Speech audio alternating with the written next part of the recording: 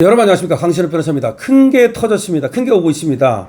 중국 내부 고발자가 중국이 위조한 미국 투표용지 인쇄 작업을 촬영한 영상과 사진을 보냈습니다. 무슨 말입니까? 중국에서 미국 투표용지를 인쇄했습니다. 미국 투표용지를 왜 중국에서 인쇄합니까? 아니, 미국 투표용지를 미국에서 인쇄를 해야지 왜 중국 사람들이 미국 투표용지를 인쇄합니까? 바로 그겁니다. 사실은 중국에서 미국 선거의 투표용지를 대량으로 인쇄해서 그거를 가지고 위조 신분증을 가진 사람들이 다시 또 투표를 하게 만들고, 또 거기에다가 자기들이 얻어낸 정보를 이용해서 마구 도장을 찍어서 우편 투표함에 집어넣는 방식으로 중국이 미국의 선거에 개입했다는 것입니다. 제가 여러 차례 걸쳐서 말씀을 드렸습니다. 우리 강신업 TV를 보시는 분께서는 바이든이 얻은 표가 8,100만 표를 넘어서 8,200만 표 육박했다.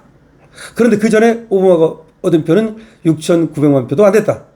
도대체가 그렇게 인기가 있었던 오바마도 7천만 표를 넘지 못했는데 어떻게 바이든이 8,100만 표를 넘는 어마어마한 표를 얻을 수 있었을까? 그 1,000만 표 이상을 어디서 난 것일까? 그걸 바로 중국에서 투표용지를 막 인쇄해가지고 거기다 마구 찍어가지고 마구 우편 투표함에 집어넣어가지고 마구 부정선거를 행했다는 것입니다.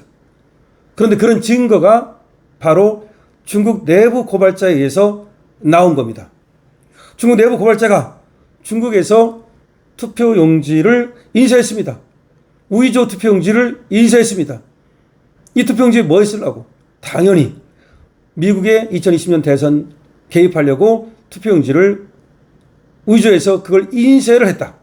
근데 자기가 그 인쇄 작업에 영상과 사진을 갖고 있다 라고 하면서 그 영상과 사진을 미국 관계자에게 보낸 겁니다. 그것이 이번에 FBI에 의해서 밝혀졌다는 것입니다. 놀랍지 않습니까? 내부 고발자가 나와야 됩니다. 우리도 말이죠, 이런 내부 고발자만 나온다면 대한민국의 부정선거도 확실하게 이제 꼬리를 잡는 겁니다. 자, 여러분 아시다시피 말이죠, 지금 트럼프가 캐시 파텔 FBI 국장의 지금 문서를 그거를 공유한 것으로 확인되고 있습니다. 상원에서도 이거를 공유하는 것으로 확인되고 있습니다. 다시 말해서 캐시 파텔은 트럼프의 특명을 받고 임명되자마자 2020년 대선 부정선거 의혹을 조사해 왔고 드디어 그 보고서를 내놨습니다. 그런데 그 보고서가 상원 사법위원회로 넘어갔습니다. 그럼 상원에서 이제 청문회 절차가 개최됩니다. 청문회가 개최되면 이제는 관계자를 불러서 증인 진술을 들을 수가 있고, 그리고 또 많은 조사 절차를 진행할 수 있고, 또 이것이 수사로 이어지게 될 겁니다. 물론 수사는 지금 FBI 국장에 의해서 또 계속해서 되겠지만, 아무래도 이제 상원에서 이것을 공론화한다는 것은 공론화, 미국 사람들에게 이제 알린다는 얘기 아닙니까? 특히 미국은 의회가 중요합니다. 의회가 그 공론화의 현장이거든요. 그래서 상원에서 이제 이 사법위원회에서 이걸 공론화시켜가지고 2020년에 대선의 부정선거를 조사하게 되면 모든 것이 이제 미국의 전역에 공유되고, 그리고 또 이것이 뭐 특별검사에 의해서 수사가 개시된다든지 그런 절차를 밟게 될 겁니다. 더군다나 바이든 때 FBI 국장, 이 사람이 사실을 알면서도 그걸 숨겼다는 의혹까지 터지면서 미국은 지금 일파만파 부정선거 지금 쓰나미가 몰려오고 있습니다. 더군다나 트럼프는 말이죠, 이 부정선거에 대해서 지대한 관심을 갖고 있었고요. 자기가 선거에 떨어지고 나서도 부정선거를 확신하면서 바이든의 그 승리를 인정하지 않았습니다. 그러니까 트럼프는 대선에서 지고도 승복하지 않았습니다. 승복하지 않았습니다. 끝까지. 그리고 바이든에게 정권을 이양하는 절차에도 사실상 협력하지 않았습니다. 그리고 그 트럼프의 그 관료들, 트럼프 행정부 사람들도 사실은 바이든에게 정권을 이양하는 것에 대해서 흔쾌히 응하지 않았습니다. 끝까지 도와주지 않은 사람들도 있었고요. 그건 뭐냐면은 그만큼 부정선거 의혹이 너무나 강했기 때문입니다. 그리고 그때 의사당을 난입했던 사람들도 역시 그 부정선거에 대한 의혹을 확신했기 때문에 그렇게 난입을 했던 겁니다. 그런데 이번에 트럼프는 자기가 당선되자마자 그 사람들을 모두 사면시켜줬죠. 예, 그렇게 된 것인데요. 우리나라도 지금 이 부정선거 의혹이 일파만파 퍼지고 있는 것은 여러분들이 아실 겁니다. 다만 이 부정선거 의혹에 대해서 어디까지 이제 이 부정선거냐? 대한민국에서는 여러 가지 좀 설이 나오고 있습니다. 전산 조작 설도 있고 사전투표에서의 우편 투표 여기서의 뭔가 좀 문제가 있다는 설도 있고, 그런데 적어도 미국에서 지금 전산 조작보다는 사전선거에서 우편 투표 이것이 지금 밝혀지고 있는 거거든요. 그렇다고 해서 물론 전산 조작에 의한 그런 부정은 없다. 그건 아닙니다. 그건 또 그런 의혹이 있다면 대수의 법칙이라든지 이런 거에 따라서 너무나 이상한 게 있다면 그것도 밝혀야겠죠. 하지만 지금 의심되는 건 뭐냐면 우리가 사전투표를 하고서 그것을 다른 데로 이제 우편으로 보내지 않습니까?